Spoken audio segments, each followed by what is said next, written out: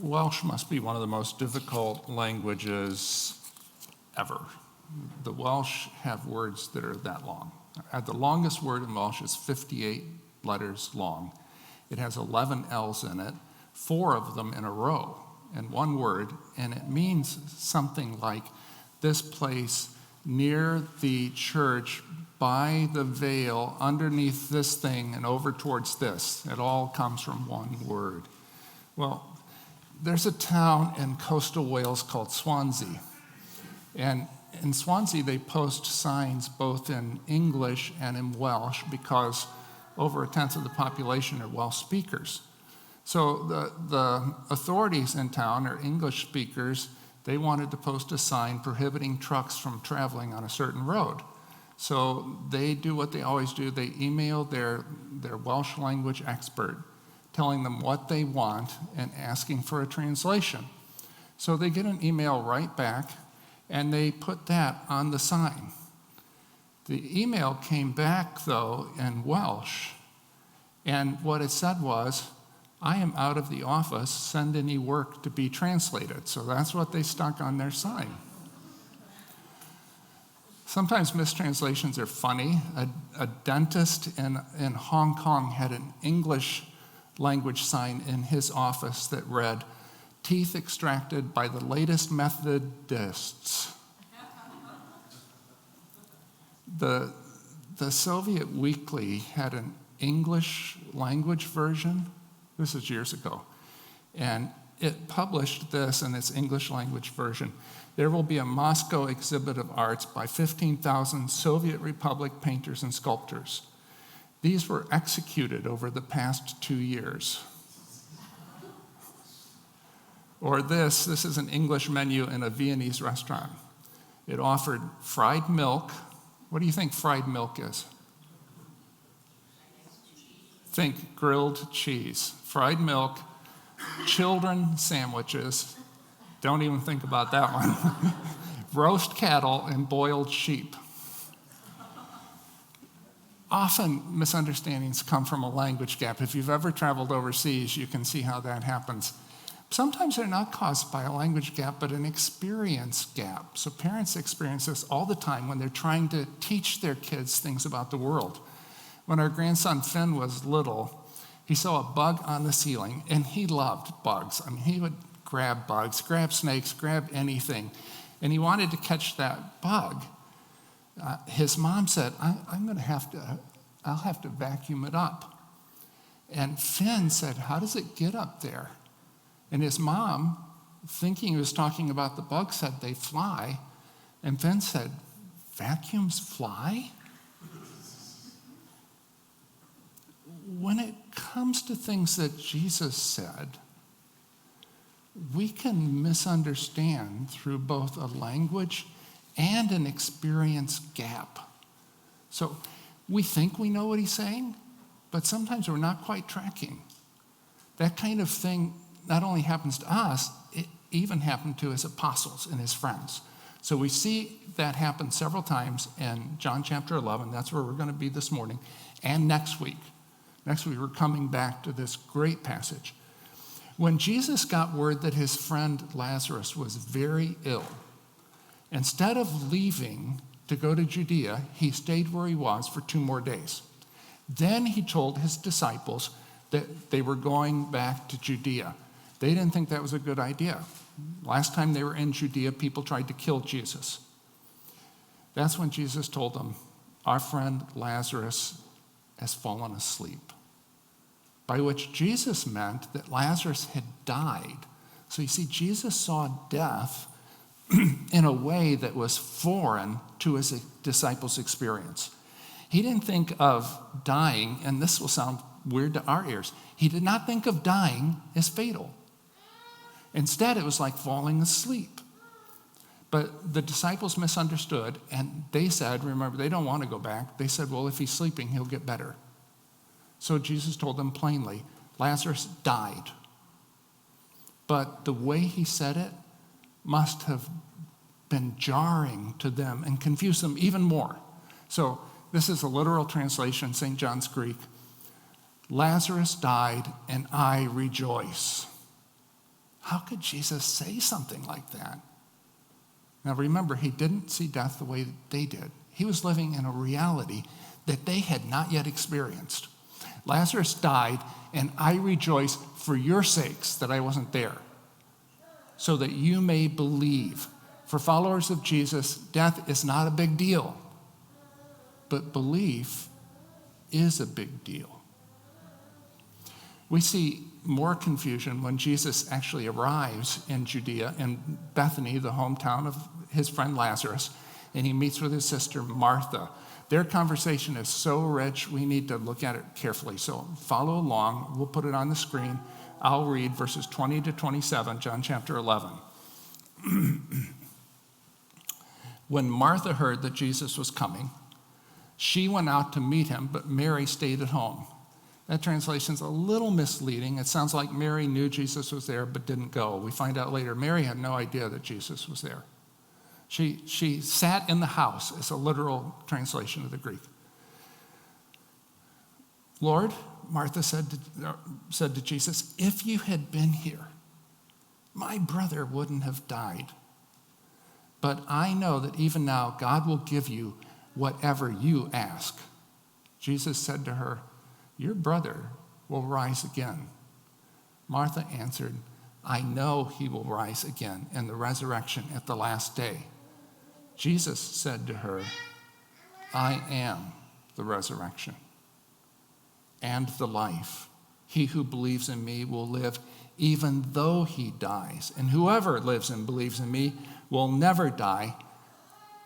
Do you believe this? Yes, Lord, she told him. I believe you are the Christ, the Son of God who was to come into the world. Now, Martha, who was almost certainly the older sister, was told that Jesus was coming. She got up without telling her younger sister, Mary, and she went to meet him. It seems to me, and this is how I put the textual data together, other people might not put it together this way. I think Martha wanted to talk to Jesus before Mary or anyone else could speak to him. And the first words out of her mouth sound like an accusation. She says, Lord, if you had been here, my brother would not have died. Where were you? We sent word. Why did it take so long? Mary would say the same words a few minutes later, but in a different order. So in Greek, word order matters. And the way Mary's words are ordered is different from the way Martha's words are ordered. The way Martha says it, the emphasis falls on the word my. If you had been here, my brother would not have died. See, that's raw. But Martha's Martha. Martha is the practical, take care of business type of person. And she wants Jesus to do something for her. So after implying that he could have done something, but didn't, she says, but I know that even now, God will give you whatever you ask. It seems to me Martha has been thinking about what comes next. She's thinking about the future. See, there were no jobs for women in ancient Israel. In some parts of the world, there were jobs in the ancient world for women. But in Israel, the only jobs were sex worker or possibly taking in wash. But Martha is not going to prostitute herself. And laundry jobs, they pay little and they're hard to find. How were two single women with no income going to survive? Martha was worried about it. She wanted Jesus to be worried about it too. Isn't that a lot like us? I'm worried about this, Jesus. I think you should worry about it with me. She wanted him to talk to God on their behalf. But Jesus interrupts her before she can say all of this. He says, your brother will rise again. I think Martha was put off by that. Jesus, pious platitudes are not going to fill our bellies. Martha is so intent on getting Jesus to do what she wants, she's not listening to what he's telling her. Jesus doesn't talk in platitudes. He has never used throwaway words in his life. What he's telling her is important, but Martha isn't hearing. She says with impatience, I know he'll rise again in the resurrection at the last day. I think the next word out of her mouth, I don't think she was done at this point. I know he'll rise again at the resurrection in the last day. The next word would be but. But Mary and I will starve to death by then. Jesus doesn't let Martha use the wedge word but. He interrupts her. He says, I am the resurrection. Those 4 words, we're going to look at those in more detail next week. Those 4 words left her speechless. See, every Jew knew what the resurrection was, whether they believed in it or not. During the first century, the majority of Jews believed in the resurrection. But there was a significant minority that did not believe in the resurrection. But believe it or not, everyone knew what it was. The resurrection was the coming to life of everyone who had ever lived at the end of the age. Jesus says, you know the resurrection? When everyone who's ever lived and died comes back to life, that's me. I am the resurrection and the life. Whoever believes in me will live even though he dies. And whoever lives and believes in me will never die, or literally will not die into the age to come.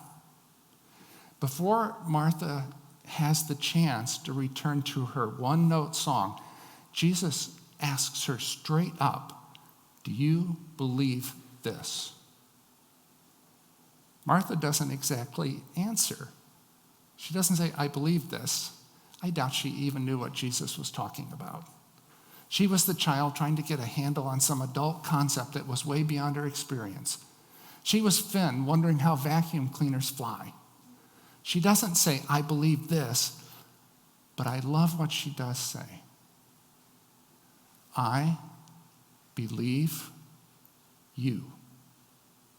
I believe you are the Christ, the Son of God, who was to come into the world. It's a beautiful confession of faith. See, Martha doesn't have all the answers, not by a long shot, but she has the answerer. And she's going to stick to him like glue. There was so much Martha didn't know, but she knew this. If Jesus had been here, my brother wouldn't have died. But he's here now. And that means everything is going to be all right.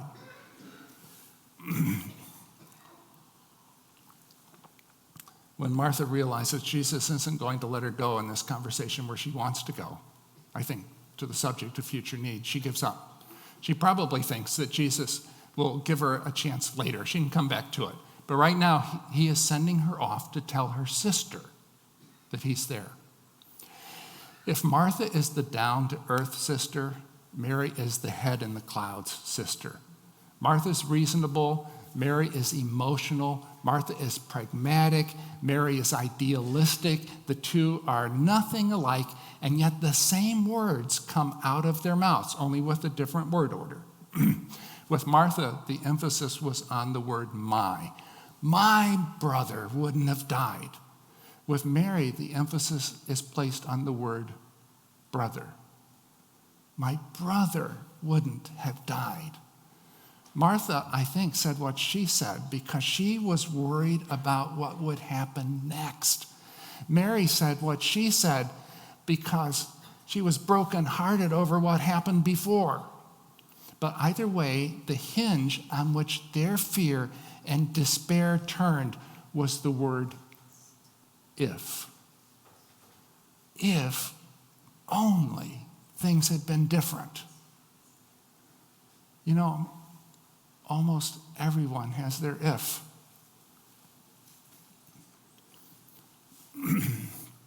Years ago, our family was coming back from a vacation in Canada. We're coming through Wisconsin.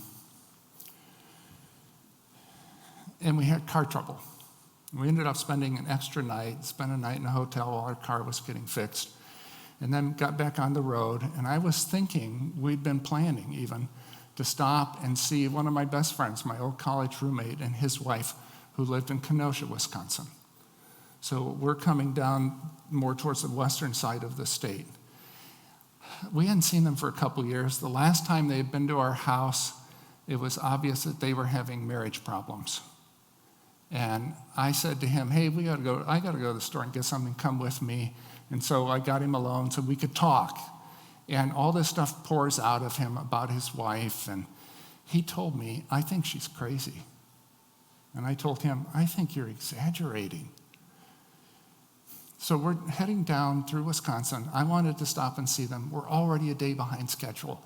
And they lived 2 hours to the east of where we were. It was going to take us way out of the way. When I reached the point where I needed to turn east, I just kept going south. I had to get back. I mean, if I wasn't at work on Tuesday, how was the church going to survive? I had to be there, right? So a week or so later, Karen and I are sitting on the sofa in the evening. It's maybe 9:30 in the evening. The phone rings, and it's my friend. And he's crying. I had never heard him cry in my life. I became very alert, tense. And he told me through his tears that his wife had died of carbon monoxide poisoning. She had left home in the evening. She was found the next morning in a convenience store parking lot with 100 slips of paper taped up around her in the car, each with a Bible verse on it. It appeared to be suicide. Do you know what I thought when I put down the phone?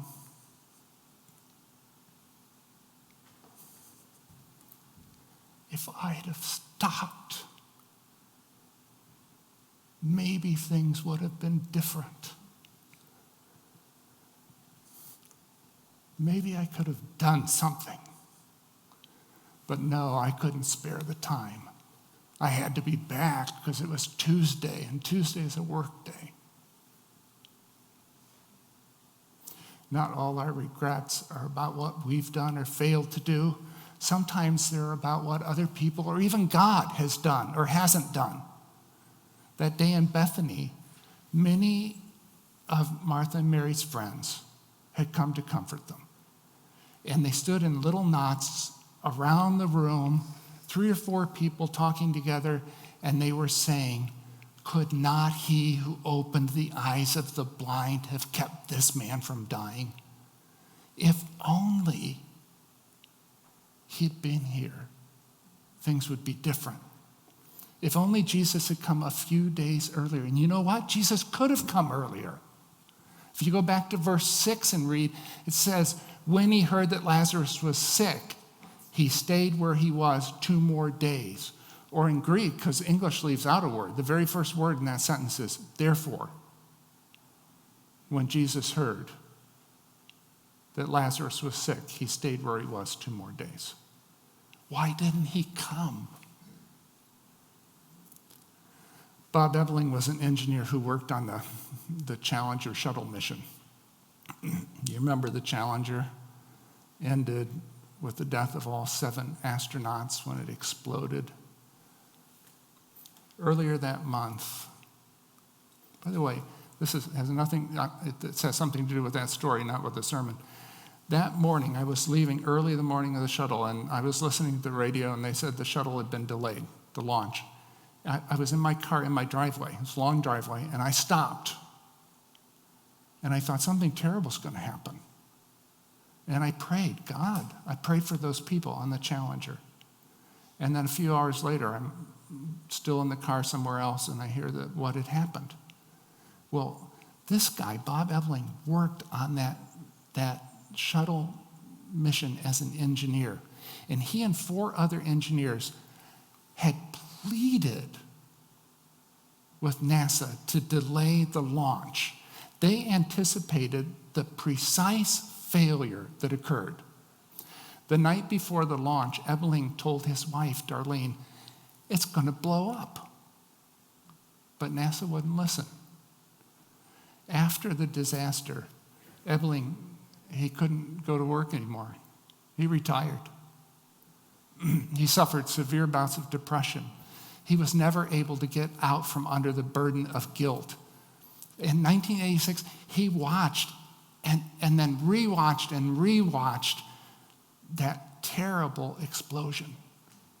He said, I could have done more. I should have done more. And you know what? 30 years later, he was still saying that. I should have done more. Ebling was a devout man. He prayed about this for over a decade. He said, and this shows what can happen to your mind, how your mind can get all distorted. He said, I think that was one of the mistakes that God made. God made the mistake.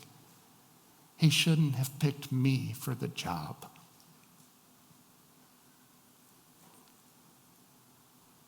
I'm going to ask him, why me? You picked a loser. What do you say to if only? Is there any answer? I've sat with people when their if onlys have just erupted out of them. If I had done this, if I hadn't done that, we'd still be married. If I'd have checked on him when I first heard that he was sick, ifs come pouring out of them, and there's nothing I can say. I don't have an answer to if.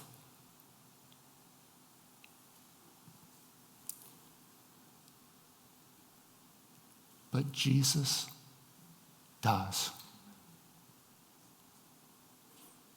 Jesus does. In his death, he bore all our if onlys.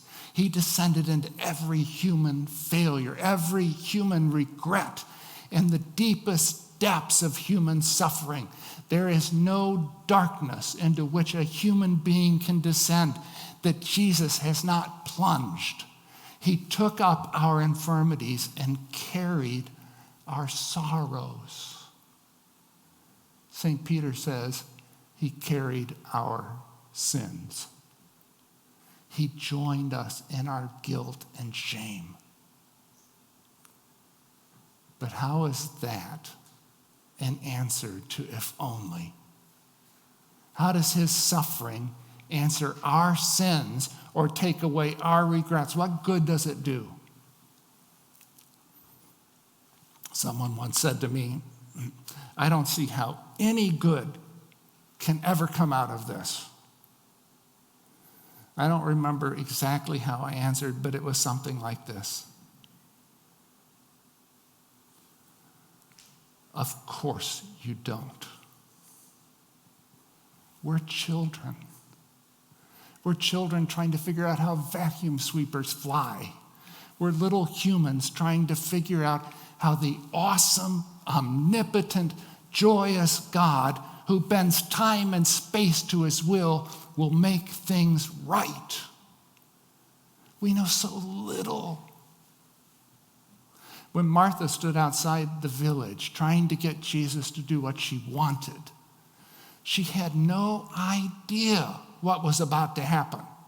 Even though he told her, she couldn't grasp it.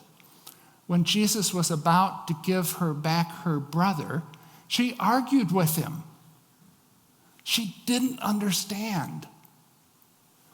But when Lazarus came walking out of that tomb, Martha's angry, hurt, broken if received its answer. Her regrets vanished and joy took their place. Jesus said to her, didn't I tell you that if you believed, you would see the glory of God? And Martha had believed. She believed in Jesus. If you believe in him too, you will see the glory of God. Your regrets will be replaced by astonished joy. The thing about which you said, no good can ever come from this, will grow beautiful before your eyes and bear fruit. And it will be because the awesome, omnipotent, joyous God got involved in our world and raised his son, Jesus, from the dead. He is the resurrection and the life. We're still in the darkest part of the story, trying to comprehend what is to our minds incomprehensible. The if-onlys are piling up around us, threatening to bury us alive. But the first light of morning has broken the horizon. Christ is indeed risen from the dead. And he's the first fruits of those who have fallen asleep. Though we lie buried under impossible ifs and miserable regrets, that changes everything. Now, there's so much more to say about this, but that's got to wait till next week, Easter Sunday. We're going to drill down on that astounding claim of Jesus. I am the resurrection and the life. We're going to see what that means for us. But right now, let's pray.